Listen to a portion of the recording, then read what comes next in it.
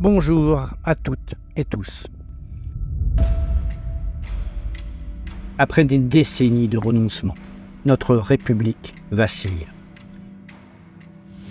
Ces dernières années, beaucoup d'entre vous ont tenté grève, manifestations, pétitions, lettres, afin de crier leur désespoir, en vain. On se souvient des gilets jaunes, du Covid ou des retraites, pour ne citer que ces exemples. Et les autres ont subi, résignés, fatalistes, mais trop souvent dégoûtés, écœurés, impuissants. Malheureusement, la seule réaction de notre gouvernement fut de faire preuve d'une autorité dégoulinante d'arrogance et de mépris, en nous poussant inexorablement vers son monde d'après, où la tolérance, le respect, la bienveillance, la liberté d'expression sont de vilains défauts. Un monde d'anonymes apeurés, qu'on bâillonne, qu'on enferme, qu'on surveille, qu'on contrôle, qu'on infantilise et qu'on soumet chaque jour un peu plus. Quelques drones, la fin de l'argent liquide ou une loi qui nous protège, des infos non gouvernementales sur les réseaux sociaux. Ne pensez plus différemment et surtout pas en dehors de la boîte. N'osez plus, n'imaginez plus et surtout ne proposez plus. On le fait pour vous. On a la vérité. Et si vous insistez, le commandant du bateau France de toutes les dérives vous informe avec le sourire qu'il vous emmerde. Écopez, vous soyez punis. L'expression plurielle et la critique ne sont plus autorisées. Le silence est d'or. État d'urgence. Le 49.3 impose, ordonne et exige quand le peuple n'est pas d'accord. On veut notre bien, paraît-il, quitte à promouvoir des mesures liberticides en toute hypocrisie. Et on améliore donc sans cesse notre existence. L'école n'est plus capable d'apprendre à lire à nos enfants. Mais l'urgence est de faire disparaître leur genre pour les transformer en consommateurs asexués. Le système de santé ne peut plus soigner tous les Français et la sélection naturelle reprend sa triste place. Mortalité infantile, suicide des adolescents et EHPAD mouroirs pour nos aînés au menu chaque jour. Notre sécurité est assurée par les forces de l'ordre, les gendarmes qui n'y croient plus, qui n'en peuvent plus et démissionnent, voire se suicident. Les émeutes de juin nous prouvent que nous vivons dans une poudrière et que les colères ne se calmeront ni par le laxisme ou le déni, ni par les conseils vestimentaires avec effet de manche. Quant à notre justice, victime d'austérité et de sous-effectifs, elle est condamnée en sursis perpétuel et n'a même plus les moyens de se pourvoir en appel, désespérée. Mais notre économie va mieux, il paraît, avec ses 3 000 milliards de dettes, son inflation qui réduit dramatiquement notre pouvoir d'achat, ou ses 140 chefs d'entreprise qui chaque jour s'inscrivent au Pôle emploi. 16% des habitants de ce grand pays européen ne mangent plus à leur faim. Et les restos du cœur, comme nos hôpitaux, ferment. Oui, ça va mieux que l'année prochaine. Climat, pandémie, guerre, Afrique, énergie, entrepreneuriat, déserts médicaux, pollution, émigration. Tout va très bien, Madame la Marquise. Faisons confiance à tous nos génies qui depuis des années ruinent le pays, son économie, son image, son influence en Europe et dans le monde, et nos valeurs.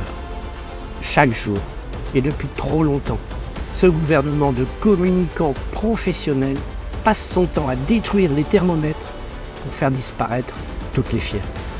Ils n'ont aucune solution, n'en cherchent même plus. C'est plus simple de mentir, de désinformer ou de faire du buzz pour cacher les vrais problèmes que nous autres, les gueux, affrontons au quotidien. L'important pour eux n'est plus de servir les Français, mais de se servir en partageant uniquement aux copains serviles et aux valets fidèles. Pire, ils n'ont aucune vision pour la France et agissent à la petite semaine, au mieux à 100 jours, de vrais leaders. Et chaque jour, nous acceptons tacitement cette médiocrité et le déclin de notre si belle nation, berceau de la Révolution, et pays fondateur d'une Europe pour la paix qui n'a plus de boussole.